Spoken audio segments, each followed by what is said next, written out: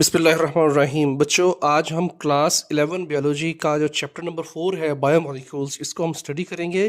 ये आपकी text book में से शुरू हो रहा है पेज नंबर 91 में। इस वीडियो को देखते हुए आप लोगों के लिए ये बेहतर है कि बुक को अपने सामने रखें। बुक को सामने रखकर ये लेक्चर सुनेंगे तो आपको ज़्यादा बेहतर फ़ायदा होगा इंशाल्लाह।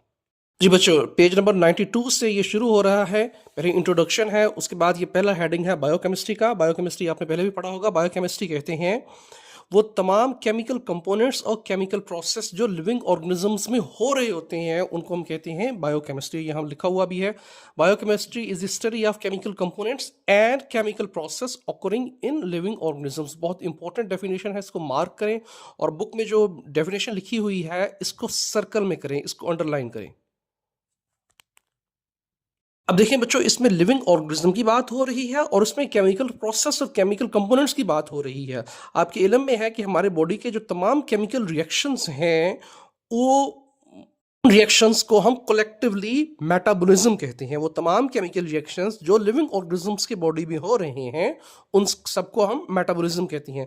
ये जो पेज नंबर 92 का जो राइट साइड पर रिकॉलिंग है उस बॉक्स में ये मौजूद है, ये टर्म मेटाबॉलिज्म। और मेटाबॉलिज्म के आगे से दो टर्म्स में ये डिवाइड हो रहा है। One is called as the anabolism and the second one is called as the catabolism. Catabolism में क्या है कि जो छोटे मॉलिक्यूल्स हैं वो मिलकर एक बड़ा मॉलिक्यूल बना देते हैं, जबकि कैटाबॉलिज्म इसके ऑपोजिट है। उसमें से ये है कि एक बड़ा मॉलिक्यूल ब्रेक डाउन होगी उसकी और वो छोटे मॉलिक्यूल्स में बनाएगा। ये शॉर्ट क्वेश्चंस के लिए ये जो टर्म है एनाबॉलिज्म और कैटाबॉलिज्म ये बहुत इंपॉर्टेंट है। आपने पढ़ा होगा फोटोसिंथेसिस का प्रोसेस। फोटोसिंथेसिस में क्या होता है, कार्बन डाइऑक्साइड और ग्लूकोज मिलती है और मिलकर ग्लूकोज बनाती है, तो ये एक एनाबॉलिक रिएक्शन है। तो पहले आपने एनाबॉलिज्म को डिफाइन किया और फिर उसके बाद इसकी एग्जांपल दी कि फोटोसिंथेसिस का रिएक्शन। उसके बाद फिर आपने कैटाबॉलिज्म को डिफाइन किया। आपने किस अंदाज से कैटाबॉलिज्म को डिफाइन किया कि कैटाबॉलिज्म ये वो रिएक्शन है कि जिसमें एक बड़ा मॉलिक्यूल की ब्रेकडाउन होती है और वो छोटे मॉलिक्यूल में बनाते हैं। और इसकी एग्जांपल क्या है, वो रेस्पिरेशन का प्रोसेस, मतलब फोटोसिंथेसिस के ऑपोजिट साइड पर, कि जिसमें ग्लूकोज का मॉलिक्यूल की ब्रेकडाउन होती है और ग्लूकोज के मॉलिक्यूल की ब्रेकडाउन होकर उसके नतीजे में एनर्जी रिलीज होती है और कार्बन डाइऑक्साइड रिलीज होती है और वाटर रिलीज होती है। तो मुझे उम्मीद है कि ये शॉर्ट क्वेश्चन आपको क्लियर हो गया। मेटाबॉलिज्म की डेफिनेशन और उसके बाद इसकी two types, anabolism and catabolism with example. अच्छा बच्चों, नेक्स्ट जो हमारा टॉपिक है ये है बायोलॉजिकल मॉलिक्यूल्स। ये पेज नंबर 92 पर ही है। ये बहुत इंपॉर्टेंट बात है कि ये है कि हमारे जो लिविंग ऑर्गेनिजम्स का जो मैस का जो 80% हिस्सा है वो वाटर है। ये इसको अंडरलाइन करें, उसको सर्कल में लिखें। ये चीज़ एमसीक्यू में आपसे पूछी जा सकती है। हमारा जो लिविंग ऑर्गेनिजम्स का जो एक सेल का जो लिविंग पार्ट होता है उसको कहते हैं प्रोटोप्लाज्म, ये जो ब्रैकेट में लिखी हुई है। और इसका जो 80% हिस्सा है वो क्या है, वो जी वाटर है। और इसके साथ साथ ये पॉइंट भी बहुत इंपॉर्टेंट है कि तमाम केमिकल रिएक्शंस वाटर की प्रेजेंस में होती हैं, ये एक्वस सॉल्यूशंस की प्रेजेंस में होती हैं। और इसके अलावा जो दूसरे केमिकल चीज़ें जो हमारे लिविंग ऑर्गेनिजम्स के सेल में मौजूद होती हैं वो ऑर्गेनिक मैक्रोमोलिक्यूल्स हैं और कुछ इनऑर्गेनिक मॉलिक्यूल्स हैं। अब ये जो ऑर्गेनिक मैक्रोमोलिक्यूल्स हैं, पहले तो ये पता होगा आपको कि हम मैक्रोमोलिक्यूल्स किससे कहते हैं। तो मैक्रोमोलिक्यूल्स कहते हैं ऐसे molecules which are large in size, और माइक्रोमोलिक्यूल्स ऐसे molecules which are small in size. तो हमारे बॉडी में जो मेजर मैक्रोमोलिक्यूल्स हैं वो 4 हैं। कौन कौन से हैं जी? कार्बोहाइड्रेट है, प्रोटीन्स हैं, लिपिड्स हैं और न्यूक्लिक एसिड्स है। ये पेज नंबर 92 का जो लास्ट फोर्थ लाइन लिखी हुई है, इसमें ये चारों ये वर्ड लिखे हुए हैं, इसको अंडरलाइन करें और इसको सर्कल में करें। तो आपसे शॉर्ट क्वेश्चन पूछा जा सकता है कि मैक्रोमोलिक्यूल्स क्या होते हैं और इनको एग्जाम्पल दें। तो आपने किस अंदाज से इनको डिफाइन करना है कि ये वो molecule, these are those molecules which are large in size and there are 4 examples which are found in human body. One is called as the carbohydrate, second is the proteins, lipids and nucleic acid. उसके बाद बहुत important बात है बच्चों, वो ये है कि लिविंग ऑर्गेनिजम्स का जो 93% जो ड्राई मैस है ना, उनमें से यही 4 चीज़ें हैं, कार्बोहाइड्रेट, प्रोटीन्स और लिपिड्स। अब इनमें से जो रिमेनिंग 7% है उनमें से कुछ ऑर्गेनिक मॉलिक्यूल्स हैं और इनऑर्गेनिक मॉलिक्यूल्स दोनों शामिल हैं, राइट। स्मॉल ऑर्गेनिक मॉलिक्यूल्स और inorganic molecules. Small organic molecules में कौन सा शामिल है, जैसे कि विटामिन्स, और इनऑर्गेनिक मॉलिक्यूल्स में कौन से शामिल हैं, कार्बन डाइऑक्साइड, एसिड, बेसिस और साल्ट्स। ये हम उन 7% की बात करनी है। ये बात याद रखनी है आपने। 93% जो ड्राई मैस सेल का है वो किस पर कंसिस्ट होता है, 4 चीजों पर कंसिस्ट होता है, कार्बोहाइड्रेट पर, प्रोटीन पर, लिपिड पर और न्यूक्लिक एसिड्स पर। उसके बाद जो नेक्स्ट है ये टेबल 4.1 बहुत इंपॉर्टेंट टेबल है। इस टेबल से शॉर्ट क्वेश्चन भी बने जा सकते हैं और एमसीक्यू में भी पूछा जा सकता है कि जो प्रोटीन्स हैं वो परसेंटेज हमारे ड्राई मैस में है सेल में वो 50% है, न्यूक्लिक एसिड 18% है, कार्बोहाइड्रेट 15% है और लिपिड्स जो हैं वो 10% है। बच्चों ये मैं दोबारा दोहरा रहा हूँ, ये शॉर्ट क्वेश्चन के लिहाज से और एमसीक्यू के लिहाज से ये बहुत अहम है। जो प्रोटीन्स हैं वो 50% है, जो न्यूक्लिक एसिड्स हैं वो 18% है, जो कार्बोहाइड्रेट्स हैं वो 15% है और जबकि जो लिपिड्स हैं वो 10% है। ये याद रखनी है आपने। सबसे ज़्यादा जो मिकदार में है वो प्रोटीन्स में है और सबसे कम मिकदार में जो है वो लिपिड्स है 10%। अच्छा, उसके बाद पेज नंबर 93 पर आएंगे तो इसमें से टॉप पर वही मैक्रोमोलिक्यूल्स की डेफिनेशन लिखी हुई है। उसके बाद अगला जो टर्म यूज हुई है वो है पॉलीमर। पॉलीमर किससे कहते हैं, पॉलीमर कहते हैं एक ऐसा मॉलिक्यूल जो बहुत से दूसरे आइडेंटिकल मॉलिक्यूल से मिलकर बना हो। अब ये जो आइडेंटिकल मॉलिक्यूल जिससे वो मिलकर बना हो उनको हम कहते हैं मोनोमर्स। तो बहुत से मोनोमर्स मिलकर एक पॉलीमर बनाते हैं, मतलब ये कि बहुत से आइडेंटिकल मॉलिक्यूल्स मिलकर एक बड़ा मॉलिक्यूल बनाते हैं जिसको हम कहते हैं पॉलीमर। अब इसमें भी या अब अगर आपसे सवाल पूछा जाए कि पॉलीमर्स क्या होते हैं और उसकी एग्जांपल दें, तो आपने डिफाइन किया कि ये वो मॉलिक्यूल्स होते हैं जो आइडेंटिकल मॉलिक्यूल से मिलकर बनते हैं, मोनोमर से मिलकर बनते हैं, इनको हम पॉलीमर कहते हैं। उसकी आगे 4 एग्जांपल्स हैं वही जिनकी हमने पहली बात की थी। पहला है कार्बोहाइड्रेट, दूसरे नंबर पर है प्रोटीन्स और तीसरे नंबर पर है न्यूक्लिक एसिड। अब अगली बात ये है बच्चों कि ये जो कार्बोहाइड्रेट है ये पॉलीमर है और ये पॉलीमर किस मोनोमर से मिलकर बना है उनको हम कहते हैं शुगर्स। प्रोटीन एक पॉलीमर है, ये किन मोनोमर से मिलकर बना है उनको हम कहते हैं अमीनो एसिड्स। न्यूक्लिक एसिड भी एक पॉलीमर है और ये किन मोनोमर से मिलकर बना है उनको हम कहते हैं न्यूक्लियोटाइड्स। तो बच्चों ये जो टर्म्स हैं ये इसी पे पेज नंबर 93 के जो फर्स्ट पैराग्राफ के लास्ट लाइन में ये लिखी हुई हैं, इनको अंडरलाइन करें और इसको सर्कल में करें। सर्कल का मतलब ये है कि एक सर्कल बना दें इन अल्फाज के इर्द गिर्द ताकि ये अल्फाज आपको याद रहें। नेक्स्ट टाइम जब आप बुक खोल कर पढ़ें तो आपको चीज़ें याद हों कि ये इंपॉर्टेंट टर्म्स हैं, ये इंपॉर्टेंट वर्ड्स हैं, इनसे एमसीक्यूज बन सकते हैं, इनसे शॉर्ट क्वेश्चंस बन सकते हैं, ताकि आपने ये याद रखने हैं।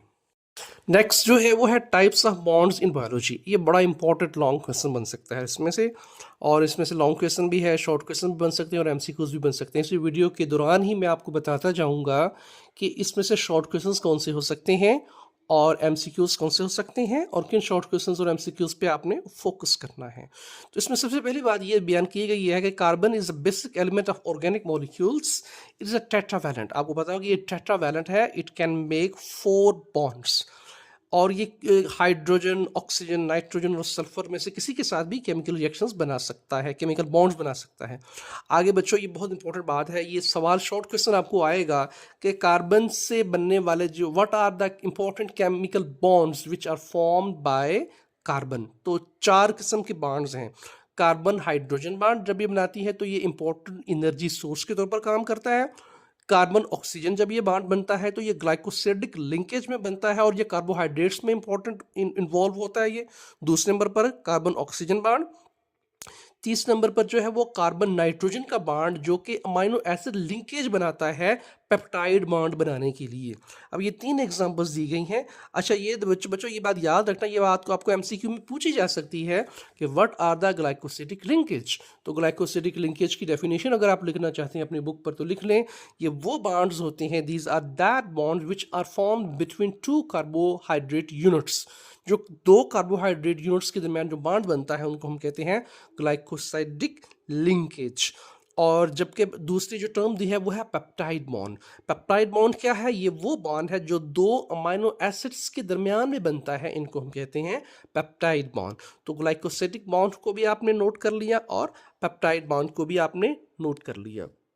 अच्छा, ये कुछ एमसीक्यूज शॉर्ट क्वेश्चन इसमें से हो सकते हैं। नेक्स्ट जो इसी लॉन्ग क्वेश्चन का हिस्सा है वो है कोवलेंट बॉन्ड्स। कोवलेंट बॉन्ड्स आपने पढ़ा होगा पहले 9th क्लास केमिस्ट्री में। ये कोवलेंट बॉन्ड ये वो बॉन्ड्स होते हैं कि जो कि इलेक्ट्रॉन्स के शेयरिंग से बनते हैं। तो ये इलेक्ट्रॉन्स शेयर होते हैं। मिसाल के तौर पर ये जो फिगर 4.1 है, इसमें दो एटम्स दिए गए हैं, एटम ए और एटम बी। एटम ए के पास एक अनपेयर्ड वैलेंस इलेक्ट्रॉन है, जबकि एटम बी के पास भी एक अनपेयर्ड वैलेंस इलेक्ट्रॉन है। अब एटम ए का जो एक इलेक्ट्रॉन है और एटम बी का जो एक इलेक्ट्रॉन है, ये दोनों शेयर हो जाएंगे। शेयर होने का मतलब ये है जो एटम ए का इलेक्ट्रॉन है वो ए के इर्द गिर्द भी रिवॉल्व करेगा और बी के इर्द गिर्द भी रिवॉल्व करेगा, और जो एटम बी का जो इलेक्ट्रॉन है वो बी के इर्द गिर्द भी रिवॉल्व करेगा और ए के इर्द गिर्द भी रिवॉल्व करेगा। इसको कहते हैं शेयरिंग ऑफ इलेक्ट्रॉन्स। तो ये कोवलेंट बॉन्ड्स जो है इस अंदाज से ये बनते हैं। जो नेक्स्ट बॉन्ड है वो है आयोनिक बॉन्ड्स। ये वो बॉन्ड्स होते हैं आयोनिक बॉन्ड्स जो कि इलेक्ट्रॉन डोनेट होने से बनते हैं, और वो एटम जो इलेक्ट्रॉन डोनेट करता है वो खुद पॉजिटिव आयन बन जाता है, या जिसको हम कैटायन कहते हैं। ये भी एमसीक्यू के लिए है।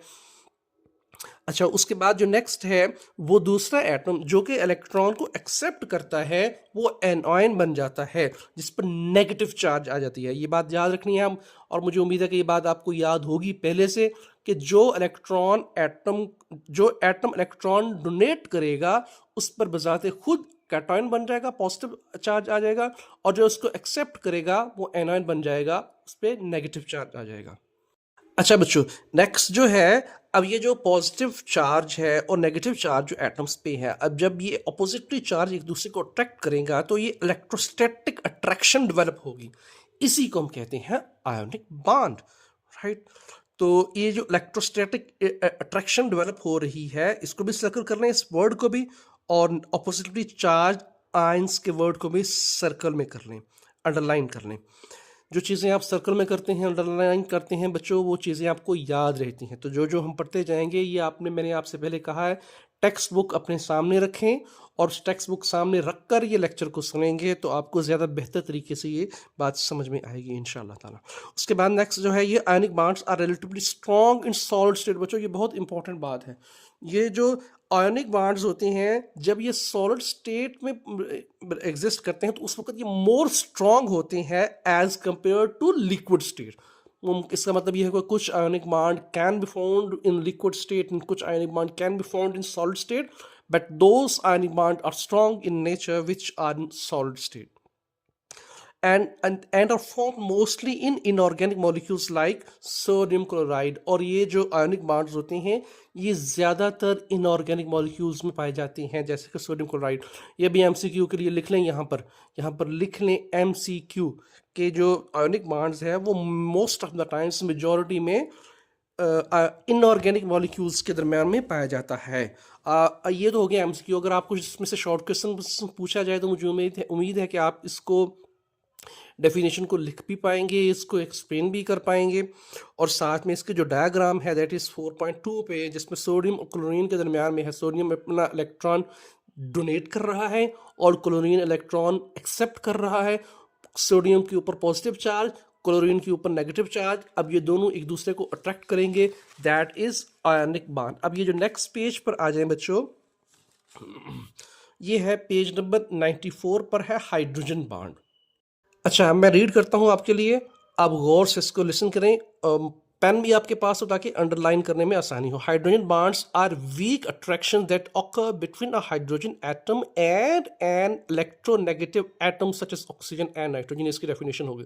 तो हाइड्रोजन बॉन्ड ये वीक अट्रैक्शंस होते हैं। याद रखने की चीज़ है, ये बहुत ज़्यादा स्ट्रॉन्ग इन नेचर नहीं है, ये वीक है, और ये उस वक्त डेवलप होती हैं जब ये एक हाइड्रोजन एटम इन्वॉल्व होता है और कोई इलेक्ट्रोनेगेटिव एटम इन्वॉल्व हो, तो उस हाइड्रोजन एटम और इलेक्ट्रोनेगेटिव एटम के दरमियान जो फोर्स ऑफ अट्रैक्शन है दैट इज हाइड्रोजन बॉन्ड।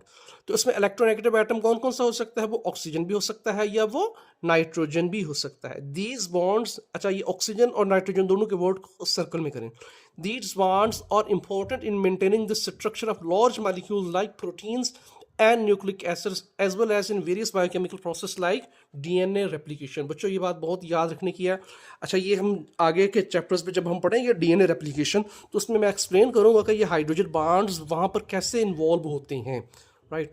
तो ये जो हाइड्रोजन बॉन्ड्स हैं ये डेफिनेशन भी हो गई इसकी और इसकी एग्जांपल भी हो गया। अब एग्जांपल में ये जो डायग्राम है ये 4.3 hydrogen bond between water molecules. अब यहाँ भी देखें, इसमें ऑक्सीजन के ऊपर पार्शियल नेगेटिव चार्ज है, हाइड्रोजन के ऊपर पार्शियल पॉजिटिव चार्ज है। तो वाटर के एक मालिक्यूल का जो ऑक्सीजन जिस पर पार्शियल नेगेटिव चार्ज है वो अट्रैक्ट कर रहा है वाटर के दूसरे मॉलिक्यूल्स के हाइड्रोजन पर जिस पर पार्शियल पॉजिटिव चार्ज है। ये बात याद रखनी है, एक वाटर का मॉलिक्यूल उसका ऑक्सीजन जिस पर पार्शियल नेगेटिव चार्ज है और दूसरा वाटर मॉलिक्यूल जिसका हाइड्रोजन जिस पर पार्शियल पॉजिटिव चार्ज है, ये एक दूसरे को अट्रैक्ट करेंगे, then this is called as hydrogen bonding. मुझे उम्मीद है बच्चों की ये कॉन्सेप्ट आपको बहुत अच्छे तरीके से समझ में आ गया है इंशाल्लाह।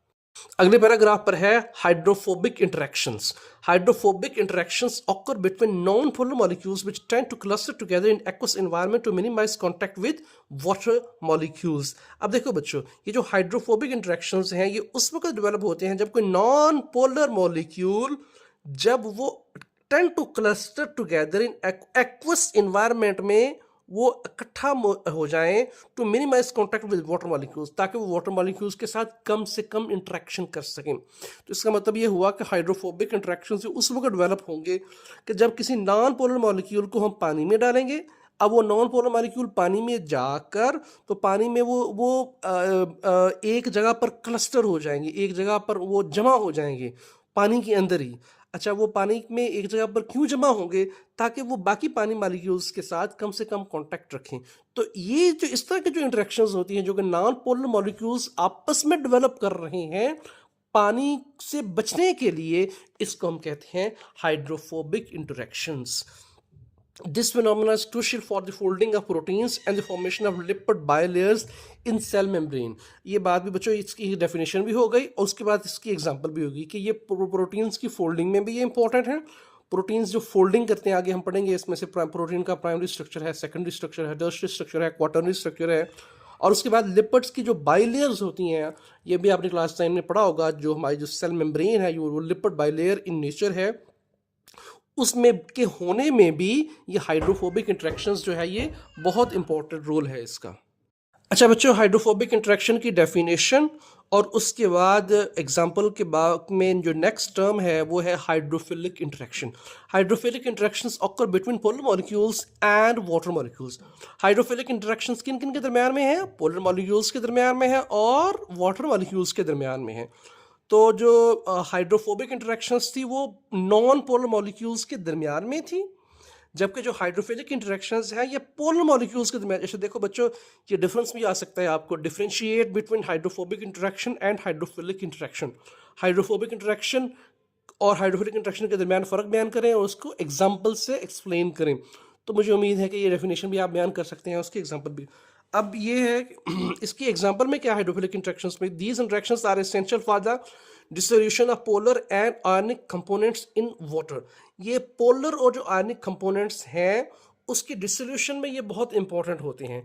अच्छा, ये है कि इसमें से हमारे जो कुछ जैसे कि लिपिड्स हैं, जो फॉस्फोलिपिड्स होते हैं, उनमें ये उनका एक पार्ट होता है जो कि एक पार्ट हाइड्रोफोबिक होता है और एक पार्ट हाइड्रोफिलिक होता है। तो उनकी जो डोल नेचर है फॉस्फोलिपिड्स की, वो भी एक आपके कॉन्सेप्ट डेवलप करने के लिए इम्पोर्टेंट है, उसको याद रखना है।